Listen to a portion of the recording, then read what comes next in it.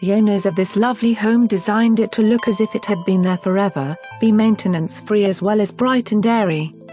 They certainly achieved their goal. Arched windows, stone under the sill, stucco and Trex decking all contribute to making for easy maintenance.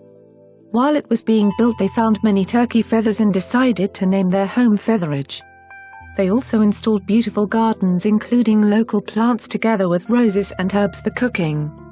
During building they decided to leave the guest coat closet open under the stairs and finished it off. The result is their very own Harry Potter's closet, which the grandkids have thoroughly enjoyed as a great hiding place. The great room fireplace was inspired by a visit to a restaurant outside of Atlanta. The home was situated to take advantage of the sun. It peeks into the master bedroom windows in the morning, crosses over the deck and finishes late afternoon, shining into the screened porch and kitchen windows as evening meal preparations are underway, along with cocktails on the screened porch in anticipation. Year-round views of Chimney Top, Big and Little Terrapin add to the total package.